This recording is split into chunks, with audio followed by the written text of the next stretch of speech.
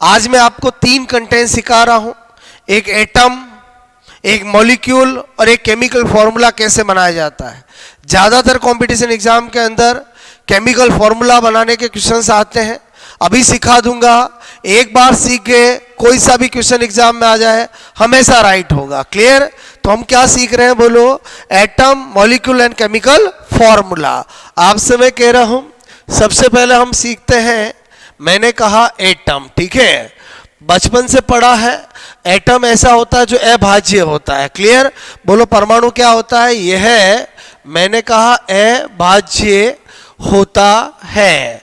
दूसरी बात आपको पता होना चाहिए, इसमें क्या होता है? एक होता है, बोलो आपसे मैं कह रहा हूं, मैंने कहा नाभिक, और एक होती है बोलो कक्षाएं। ठीक है? तो जो नाभिक होता है उसमें बोलो मूल कण कौन कौन से होते हैं? तो आपको पता है प्रोटॉन और न्यूट्रॉन होता है। और जो कक्षाएं होती है उनमें कौन चक्कर लगाता है? इलेक्ट्रॉन। तो इसका मतलब हुआ सबसे पहले हमें पता होना चाहिए परमाणु के मूल कण। आपसे मैं कह रहा हूं फंडामेंटल पार्टिकल ऑफ एटम। सबसे पहले फंडामेंटल, आपसे मैं करूं पार्टिकल, ठीक है, पार्टिकल ऑफ एटम, इसका आपको नॉलेज होना चाहिए। तो मैंने कहा यहां पर बात करें, ये लिखा मैंने इलेक्ट्रॉन, ये प्रोटॉन और ये न्यूट्रॉन। अगर हम इनकी प्रॉपर्टी के बारे में देखें तो सबसे पहले मैंने कहा, बोलो इधर पॉइंट्स ले लेते हैं। ओके, पहला पॉइंट पता होना चाहिए खोजकर्ता। तो इलेक्ट्रॉन के खोजकर्ता कौन है? बोलो जे जे थॉमसन। बचपन से पढ़ा होगा जे जे थॉमसन। बोलो प्रोटॉन का कौन है? बोलो गॉल्ड स्टीन। आपसे मैं कह रहा हूं, और मैंने कहा न्यूट्रॉन का कौन है? James Chadwick. ठीक है? बोलो मैंने कहा, बोलो कौन है? चैडविक। अक्सर एग्जाम में पूछ लिया जाता है कि बोलो न्यूट्रॉन के खोजकर्ता कौन है? चैडविक। उसके बाद अपन बात करें नंबर 2, मैंने कहा बोलो आपसे मेरे को मास की बात करें। मास मतलब द्रव्यमान। ठीक है? तो इलेक्ट्रॉन का मास क्या होता है? 9.1 इंटू 10 की पावर -31 किलोग्राम होता है। प्रोटॉन की मास की बात करें तो प्रोटॉन का मास 1.672 इंटू 10 की पावर -27 किलोग्राम होता है। अगर हम न्यूट्रॉन के मास की बात करें 1.67 आपसे 5 इंटू 10 की पावर -27 किलोग्राम होता है। इसका मतलब न्यूट्रॉन का मास प्रोटॉन से थोड़ा ज्यादा होता है। और उसके बाद हम बात करें आवेश की। ठीक है? बोलो चार्ज की बात करें तो आपसे मेरे को इलेक्ट्रॉन का आवेश जो होता है वो आपसे मैं कह रहा हूं -1.6 इंटू 10 की पावर -19 कूलाम होता है। प्रोटॉन का आवेश जो होता है वो आपसे मेरे को +1.6 इंटू 10 की पावर -19 कूलाम के बराबर होता है। और न्यूट्रॉन का तो न्यूट्रल होता है, इसलिए उसका चार्ज क्या होता है? 0। क्लियर? तो आपसे मेरे को सबसे पहले आपको ये बेसिक फंडामेंटल की बात पता होनी चाहिए। उसके बाद आपको पता होना चाहिए कि कोई भी एटम मिलता है, कोई भी आयन मिलता है, उसमें इलेक्ट्रॉन, प्रोटॉन, न्यूट्रॉन की संख्या निकालनी आनी चाहिए। तो क्या सिखा रहा हूं बेसिक में? प्रोटॉन, इलेक्ट्रॉन एंड न्यूट्रॉन की संख्या। क्लियर? तो मैंने कहा आपको क्या आनी चाहिए? Determination of electron, proton, neutron number. तो इसमें 2 केस करते हैं। यदि मैंने कहा क्या हो? बोलो परमाणु, आपसे मैं कह रहा हूं बोलो तत्व क्या हो? बोलो उदासीन हो। ठीक है? क्या हो? उदासीन। तो मेरे कहने का मतलब है कोई भी आपको इस तरह से रिप्रेजेंटेशन दिया जाए तो ये जो यहां लिखते हैं वो क्या होता है? परमाणु क्रमांक होता है। ठीक है? मतलब एटॉमिक नंबर को शो करता है। बात समझ में आए? और मैंने कहा यहां जो लिखते हैं वो क्या होता है? बोलो द्रव्यमान संख्या। ठीक है? द्रव्यमान संख्या मतलब मास नंबर को शो करता है, मास नंबर। क्लियर? और मैंने कहा यहां ये जो होता है वो क्या होता है? बोलो आपसे परमाणु या बोलो आपसे मेरे को तत्व, एलिमेंट होता है। तो मेरे कहने का मतलब जब परमाणु उदासीन होता है तो आपको नंबर ऑफ, अगर प्रोटॉन निकालना है तो जेड के इक्वल होगा। बोलो नंबर ऑफ आपसे न्यूट्रॉन निकालना तो ए माइनस जेड के इक्वल होगा।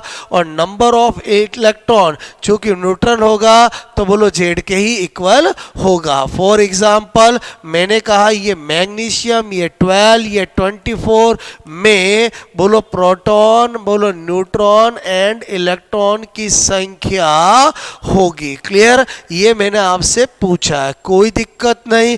मुझे इससे देख के पता चला जेड कितना है 12 है, ए कितना है 24 है, ये दिया हुआ होता है। मुझे निकालना है प्रोटॉन, तो प्रोटॉन तो जेड के इक्वल मतलब 12 होगा। मुझे निकालना है न्यूट्रॉन, तो ए माइनस जेड करूं तो 24 माइनस 12 करूंगा तो कितना होगा 12 होगा। मैंने कहा हमें निकालना इलेक्ट्रॉन, तो बोलो भी किसी न्यूट्रल है इसीलिए क्योंकि उसमें प्रोटॉन और न्यूट्रॉन इलेक्ट्रॉन की संख्या समान है। क्लियर? आई होप आपको केस पर समझ में आया होगा। केस सेकंड की बात करें आपसे मैं को यदि बोलो आयनित हो। क्लियर? आपसे मैं करूं आयनित हो, तो मैंने कहा यहां पर जब भी आयनित होगा तो मैंने कहा यहां पर नंबर ऑफ आपसे मैं को प्रोटॉन कोई दिक्कत नहीं आएगी, जेड के इक्वल होगा। नंबर ऑफ न्यूट्रॉन भी कोई दिक्कत नहीं आएगी, ए माइनस जेड होगा। लेकिन नंबर ऑफ इलेक्ट्रॉन की बात करेंगे तो आपसे मैं कह रहा हूं बोलो आना जाना होता ही इलेक्ट्रॉन का है, तो वो फिर डिपेंड करेगा कि बोलो धनावेशित है कि ऋणावेशित है। आपसे मैं को यदि परमाणु मैंने कहा कैसा हो धनावेशित आपसे में को हो, पॉजिटिवली चार्ज हो, या आपसे मैं करूं यदि परमाणु क्या हो बोलो आपसे मैं करूं ऋणावेशित। ठीक है, बोलो ऋणावेशित हो। बात समझे? नेगेटिवली चार्ज हो। अगर पॉजिटिवली चार्ज होगा तो आपको पता होना चाहिए number of electron is equal to Z minus बोलो मैंने कहा धनावेश का बोलो आपसे मैं कह रहा हूं मान। क्लियर? बोलो धनावेश का मान। बात समझ में? या मैं क्या कह सकता हूं बोलो मैंने कहा बोलो त्यागे गए आपसे मैं को इलेक्ट्रॉन बोलो त्यागे गए आपसे मैं कह रहा हूं मैंने कहा इलेक्ट्रॉन की संख्या। ठीक है, बोलो आपसे मैं कह धनावेश का मान या त्यागे गए बोलो इलेक्ट्रॉन की संख्या। जैसे मैंने कहा ये सोडियम है। क्लियर? तो मैंने कहा सोडियम प्लस या 1123 में अगर मुझे कोई कहे बोलो electron proton and neutron clear की संख्या हमें निकालनी है, तो आपसे मैं कह रहा हूं बोलो प्रोटॉन की संख्या तो कोई दिक्कत नहीं, बोलो 11 होगी। न्यूट्रॉन की संख्या भी कोई दिक्कत नहीं, 23 माइनस बोलो आप 12 होगी। लेकिन जैसे ही मैं इलेक्ट्रॉन की संख्या निकालूंगा तो जेड तो 11 है, अब धनावेश कितना है 1 है, तो वो घटाऊंगा तो 10 इलेक्ट्रॉन आएंगे। या मैं बोलूं एक पॉजिटिव आया मतलब 1 इलेक्ट्रॉन गया तो 11 में से 1 घटा दिया 10 आ गया। बात समझ में आए बोलो? इसी तरह से नेगेटिव में क्या होगा नंबर ऑफ आपको अगर इलेक्ट्रॉन निकालना है। क्लियर? नंबर ऑफ आपको इलेक्ट्रॉन निकालना है तो आपसे मैं कह रहा हूं यहां पर क्लियर क्या करना पड़ेगा जेड प्लस आपसे मैं कह रहा हूं मैंने कहा ऋणावेश बोलो का परिमाण, केवल परिमाण मैग्नीट्यूड लिखना है। क्लियर? या मैं कहूं आपको ग्रहण बोलो किए आपसे मैं कहूं गए बोलो इलेक्ट्रॉन की संख्या, कोई दिक्कत नहीं। बोलो मैंने कहा एग्जाम्पल लिया, ये लिखा मैंने आपसे मैं कहूं एफ बोलो 9 आपसे मैं कहूँ 19 और माइनस। ठीक है, मैं आपसे मैं कहूँ बोलो आपको प्रोटॉन न्यूट्रॉन और इलेक्ट्रॉन की संख्या निकालनी है। क्लियर? कोई दिक्कत नहीं। बोलो मैंने कहा जब प्रोटॉन निकालेंगे तो 9 होगा, बोलो मैंने कहा न्यूट्रॉन निकालेंगे तो 19 माइनस 9 10 हो जाएगा। लेकिन जब हम इलेक्ट्रॉन की संख्या निकालेंगे तो बोलो एक नेगेटिव आया तो परिमाण जोड़ दिया, ये एक नेगेटिव आने का मतलब एक इलेक्ट्रॉन आया कितना हो गया 10 हो गया। तो दोस्तों सबसे पहले एटम के अंदर यही बेसिक बातें आपको पता होनी चाहिए कि तीनों फंडामेंटल पार्टिकल कौन होते हैं, उनकी खोज किसने की, उनका चार्ज क्या है, उनका मास क्या है। क्लियर? और कोई भी एटम आपको मिल जाता है बोलो आपसे आयनित हो या न्यूट्रल हो उसमें इलेक्ट्रॉन प्रोटॉन न्यूट्रॉन की संख्या निकालनी आनी चाहिए। क्लियर? उसके बाद हम बात करते हैं बोलो आपसे मैं को अणु की। क्लियर? अणु मतलब आपसे मैं को मॉलिक्यूल मॉलिक्यूल। क्लियर, किसकी बात करते हैं? मॉलिक्यूल। तो आपसे परमाणुओं से जो मिलकर बना होता है उसे अणु कहते हैं। मैंने कहा परमाणुओं से आप समय को जो मिलकर आप समय को मिलकर बना होता है, ठीक है, होता है, उसे हम क्या कहते हैं? बोलो, आप समय को अणु कहते हैं। क्लियर। अब ये भी अगर बात करें टाइप्स आपसे मैं कह रहा हूं तो एक होता है सम अणु और एक होता है विषम अणु। क्लियर। एक होता है होमोमोलिक्यूल, आपसे मैं कह रहा हूं मॉलिक्यूल, ओके, और एक होता है, बोलो मैंने कहा हेट्रो मॉलिक्यूल। क्लियर। यानी होमोमोलिक्यूल और हेट्रोमोलिक्यूल, यानी एक होता है, बोलो मैंने कहा सम अणु, और एक होता है, बोलो क्या? विषम अणु। क्लियर।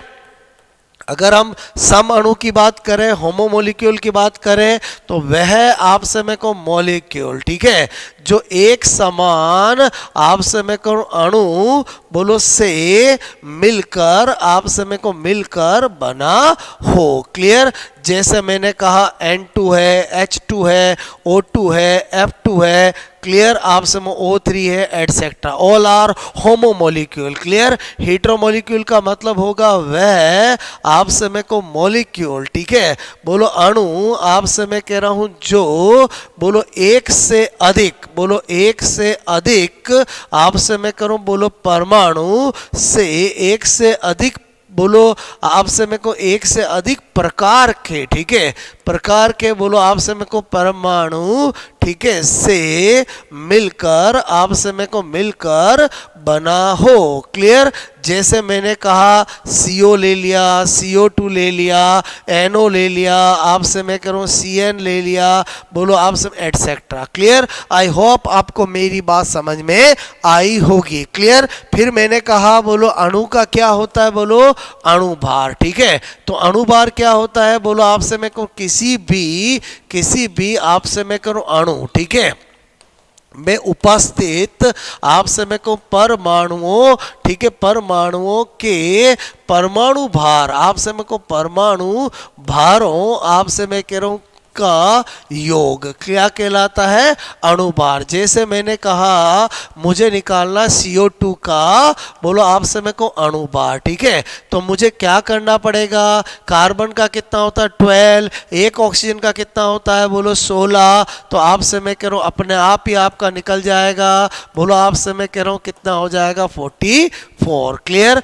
तो आपसे मेरे को हमें क्या पता चला कि हमें ये पता होना चाहिए कि मुख्यतः कौन कौन से ऐसे परमाणु है, बोलो आपसे मैं कहूँ जिनका परमाणु भार आपको पता होना चाहिए। तो यहाँ पर मैं एक लिस्ट बना देता हूँ, बोलो मैंने कहा यहाँ परमाणु, ठीक है, और आपसे मैं कह रहा हूँ यहाँ पर परमाणु भार, ठीक है। अगर आपको इनका याद होगा तो आपका काम हो जाएगा। यानी ये तो मैं लिख रहा हूँ एटम और यहाँ पर लिख रहा हूँ बोलो एटॉमिक मास। क्लियर। तो मैंने कहा आपको पता होना चाहिए हाइड्रोजन का क्या होता है? 1, मैंने कहा हीलियम का कितना होता है? 4, लिथियम का कितना होता है? 7, बोलो कार्बन का कितना होता है? 12, बोलो नाइट्रोजन का बोलो 14, ऑक्सीजन का 16, फ्लोरीन का 19, सोडियम का 23, मैंने कहा आपको मैग्नीशियम का 24, बोलो मैग्नीशियम का 24, एल्यूमिनियम का आपसे 27, फॉस्फोरस का 31,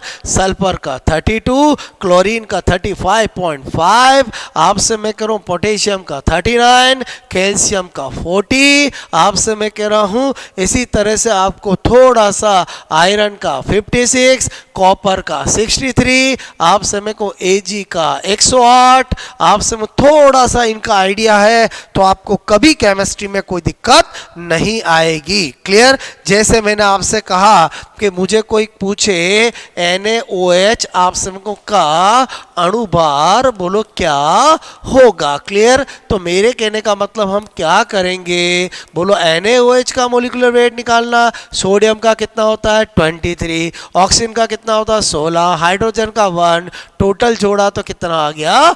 40। बात समझ में आई? तो आई थिंक आपको अणु वाला फंडा भी समझ में आया होगा। अब आपको वेरी इंपॉर्टेंट हमारा है बोलो रासायनिक सूत्र, बिकॉज 3 चीजें सिखाने का सोचा हमने, बोलो आपसे केमिकल फॉर्मूला, और ये बड़ा इंपॉर्टेंट है बिकॉज आपसे मेरे को इससे क्वेश्चन एग्जाम में आते हैं। क्लियर? Very very important. तो आपसे मेरे को इसमें दोस्तों आपको अगर 2 पॉइंट पता है, वो पता है तो आपका काम हो जाएगा। सबसे पहला तो क्या आपको पता होना चाहिए, आपसे मैं करूं आयनों के प्रकार। क्लियर? बोलो आपसे मेरे को एक होता है मोनो, आपसे मेरे को वैलेंट आयंस। क्लियर? बोलो आपसे मेरे को एक होता है बाईवैलेंट, आपसे मैं करूं आयंस। क्लियर? एक होता है ट्राईवैलेंट, आपसे मेरे को आयन। ठीक है?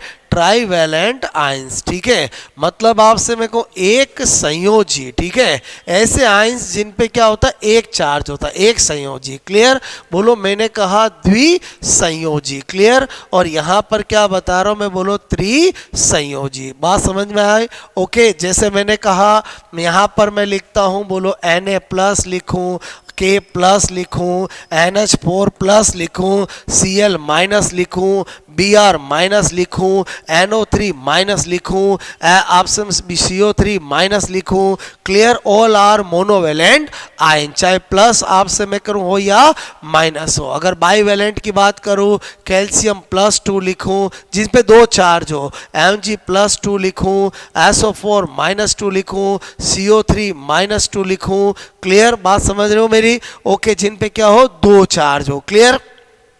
बाईवेलेंट बोलते हैं उनको। आपसे मैं कह रहा हूं इसी तरह से, बोलो मैंने कहा यहां पर बोलो बेरियम+2 लिखूं एटसेट्रा। ठीक है? ट्राईवेलेंट का मतलब है एल्यूमिनियम+3 लिखूं, Fe+3 लिखूं, आपसे मैं को ऐसे PO4- लिखूं। बोलो मैंने कहा यहां लिखना चाहूं O-2 लिखूं, S-2 लिखूं एटसेट्रा। क्लियर? तो एक तो आपको ये फंडा पता होना चाहिए कि आयन या तो मोनोवेलेंट टाइप के होते हैं, या बाईवेलेंट टाइप के होते हैं, या ट्राईवेलेंट टाइप के होते हैं। या तो एक संयोजी होते हैं, या द्विसंयोजी होते हैं, या त्रिसंयोजी होते हैं। बात समझ लो ना? यानी एक संयोजी का मतलब जिन पे चार्ज क्या हो, सिंगल हो, चाहे पॉजिटिव हो या नेगेटिव हो। बाईवेलेंट का मतलब जिन पे चार्ज क्या हो, 2 हो, चाहे पॉजिटिव हो या नेगेटिव हो। और ट्राईवेलेंट का मतलब जिन पे चार्ज क्या हो, 3 हो। क्लियर? उसके अलावा दूसरा स्पेशल नोट क्या पता होना चाहिए, बोलो मैंने कहा कुछ महत्वपूर्ण आपसे मेरे को आयन, ठीक है, और मैंने कहा उनका बोलो सामान्य नाम। ठीक है? सामान्य आपसे मेरे को नाम आपको पता होना चाहिए। जैसे मैंने लिखा SO4- तो इसको क्या कहते हैं, बोलो सल्फेट आयन। ठीक है? क्या कहते हैं? Sulphate ion. बात समझ में आए? बोलो मैंने कहा CO3- इसको क्या कहते हैं, बोलो कार्बोनेट आयन। क्लियर? इसी तरह से मैंने कहा यहाँ पर SCO3-, इसको क्या कहते हैं, बाई कार्बोनेट आपसे मैं करूं आयन। क्लियर? ये आपको पता होना चाहिए। इसको क्या लिखा मैंने, बोलो सल्फेट, आपसे में इसको क्या लिखा, बोलो कार्बोनेट, इसको क्या लिखा मैंने, बोलो बाई कार्बोनेट। क्लियर? इसी तरह से मैंने कहा आपको, मैंने कहा यहाँ पर अगर आपका लिखा हुआ हो NO3- तो क्या बोलते हैं, आपसे मैं कह रहा हूँ नाइट्रेट। क्लियर? बोलो क्या लिखते हैं, नाइट्रेट। क्लियर? बोलो मैंने कहा अगर कभी NO2- तो क्या होता है, ये नाइट्राइट। क्या होता है, नाइट्राइट। इसी तरह से N-3 क्या होता है, नाइट्राइड। क्लियर? ध्यान रखना, ये नाइट्राइट है, ये बोलो ट्राइट है, ये नाइट्रेट है। क्लियर? ओके। इसी तरह से मैंने कहा O-2 को क्या लिखते हैं, बोलो ऑक्साइड। क्लियर? इसी तरह से मैंने कहा S-2 को क्या लिखते हैं, सल्फाइड। क्लियर? इसी तरह से आपसे मैं करूं, और मैं आपको बताऊं कि जो आपको पता होगा तो आपको कोई दिक्कत नहीं आएगी। क्लियर? तो आपसे मैं कह रहा हूं यहाँ पर मैंने लिखा नंबर माइनस, यहाँ पर इसको लिखते हैं हैलाइड। क्या लिखते हैं, हैलाइड। अगर मैं Cl- लिखूं तो क्या लिखते हैं, क्लोराइड। क्लियर? बोलो इसी तरह से मैंने कहा Br- को क्या लिखते हैं, बोलो ब्रोमाइड। क्या लिखते हैं, बोलो ब्रोमाइड। क्लियर। इसी तरह से मैंने कहा बोलो H माइनस को क्या लिखते हैं, हाइड्राइड। क्या लिखते हैं, हाइड्राइड। क्लियर। आपसे मैं करूं ये वो आयन लिख रहा हूं, आपसे मैं कुछ इनके बारे में पता होना चाहिए। PO4-3 क्या लिखते हैं, बोलो फॉस्फेट आयन। क्या लिखते हैं, फॉस्फेट आयन। क्लियर। तो अगर आपको दोस्तों ये दो स्पेशल नोट जो मैंने बताया है, अगर आपको ये पता है तो आपको ऐसा कोई क्वेश्चन नहीं है रिट मेंस में जो रासायनिक सूत्र का है वो आप कर ना पाओ। अब अपन प्रैक्टिस करते हैं कि किस तरह के क्वेश्चंस आते हैं और आंसर सेकंडों में कैसे देना है। जैसे मैंने कहा आपको एग्जाम में पूछा जाता है, बोलो आपसे मैं कहूँ कैल्शियम, आपसे मैं कहूँ कार्बोनेट, ठीक है, बोलो का रासायनिक सूत्र, आपसे मैं कहूँ रासायनिक सूत्र होता है। क्लियर। बोलो होता है। 4 ऑप्शन देते हैं आपको। एक देते हैं CaCO3 होल क्वाइस 2, एक देते हैं CA2CO3, आपसे मैं कह रहा हूँ एक देते हैं CaCO3 और एक देते हैं CA2CO3 होल क्वाइस 3। क्लियर। कोई दिक्कत नहीं, आपको पता होना चाहिए। सीख रहे हैं इसलिए मैं बिल्कुल बेसिक बात बता रहा हूँ, क्योंकि जब भी आप कभी कोई चीज़ सीखते हो तो उसमें कभी लापरवाही नहीं होनी चाहिए। क्या लिखा हुआ है, कैल्शियम। कैल्शियम का मतलब क्या, +2। क्लियर। बोलो कार्बोनेट, कार्बोनेट का मतलब क्या, CO3-2। क्लियर। अब आपसे मैं कह रहा हूं जब आपको ये दोनों से मिलाकर एक कंपाउंड बनाना है तो आपको पता होना चाहिए इस वाले का यहाँ आता है और इस वाले का यहाँ आता है। क्लियर। तो मैंने कहा यहाँ पर CA2CO3 होल क्वाइस 2, ये दोनों कट हो जाएगा और CaCO3 बनेगा। इसका मतलब हुआ कि जब भी आपका mono monovalent, di divalent, tri trivalent बोलो होगा तो हमेशा AB टाइप का कंपाउंड बनेगा। यहाँ पर दो, यहाँ पर +1, यहाँ पर -1 तो भी AB टाइप का बनेगा। यहाँ +2 या -2 तो भी AB टाइप का बनेगा। यहाँ +3 -3 बनेगा तो भी AB टाइप का बनेगा। मोनो मोनोवेलेंट हो, बाई बाईवेलेंट हो, ट्राई बाईवेलेंट हो। क्लियर। तो आपसे क्वेश्चन समझ में आया होगा। क्वेश्चन नंबर 2 अगर हम लेते हैं, अगर यही मुझे पूछते कैल्शियम, आपसे मैं करूँ फॉस्फेट, ठीक है, बोलो फॉस्फेट, आपसे मैं कह रहा हूँ क्या देते हैं, बोलो कैल्शियम, आपसे मैं कह रहा हूं कैल्शियम फॉस्फेट, ठीक है, बोलो का आपसे मैं कहूँ रासायनिक सूत्र। क्या पूछते, बोलो रासायनिक आपसे मैं कहूँ सूत्र होता है। क्लियर। कोई दिक्कत नहीं। ऑप्शन देते हमें CaPO4, एक ऑप्शन देते CaPO4 आपसे मैं कहूँ होल क्वाइस 2, एक देते CA3PO4 होल क्वाइस 2 और एक देते CA2PO4 होल क्वाइस 3। क्लियर। कोई दिक्कत नहीं। बोलो आपसे मैं कहूँ हमें किसका करना था, बोलो कैल्शियम आपसे मैं कहूँ फॉस्फेट। ठीक है। आपको क्या याद होने चाहिए जो मैंने अभी आपको लिस्ट बताई। कैल्शियम का मतलब क्या, +2। क्लियर। बोलो कैल्शियम का मतलब क्या, +2। फॉस्फेट का मतलब क्या, PO4-3। मैंने कहा कि जब भी कंपाउंड बनाते हैं इस वाला यहाँ बेस में जाता है, इस वाला यहाँ बेस में आता है। क्लियर। तो CA2 और आपसे CA बोलो, आप बोलो CA3PO4 होल क्वाइस 2। क्लियर। तो आपको पता चल गया ऐसा कौन सा फॉर्मूला है, तो ये हो गया। क्लियर। तो इस तरह का क्वेश्चन रिट मेंस में पूछा जा सकता है, प्री में पूछा गया है। क्लियर। अब अगर हम थोड़ा एक स्टेप एडवांस आगे सोचें कि ये तो सबको आता ही है और इससे क्या क्वेश्चन पूछे जा सकते हैं, तो very important variety question number 3 आपको बोलते हैं कि बोलो आपसे मैं कह रहा हूं M तत्व, आपसे मैं कह रहा हूं का बोलो हैलाइड यौगिक। ठीक है। एक M तत्व का हैलाइड आपसे मैं को यौगिक, ठीक है, यौगिक आपसे मैं को MX2 है। ठीक है। क्या है, बोलो MX2 है। तो आपसे मैं को M तत्व का बोलो मैंने कहा सल्फेट यौगिक। ठीक है। सल्फेट यौगिक आपसे मैं कहूँ होगा। क्लियर। और ऑप्शन देते हैं आपको, एक MSO4, एक देते हैं M2SO4। क्लियर। एक देते हैं MSO4 होल क्वाइस 2 और एक देते हैं M2SO4 होल क्वाइस CO3। क्लियर दोस्तों, बहुत आसान होते हैं। सबसे पहले MX2 आपको दिया है। क्लियर, आपको बोला M तत्व का हैलाइड यौगिक, तो हमें पता है कि बोला आपसे मैं कह रहा हूँ हैलाइड जो होते हैं उन पे तो -1 चार्ज आता है। इसका मतलब हुआ इस पे +2 चार्ज होगा तभी ऐसा यौगिक बना होगा। क्लियर, तो पहले वाले यौगिक से हमें M+2 का चार्ज पता लगा लिया। फिर हमें सल्फेट यौगिक बनाना है। सल्फेट का क्या होता है -2, तो बस फिर तो कोई दिक्कत ही नहीं है।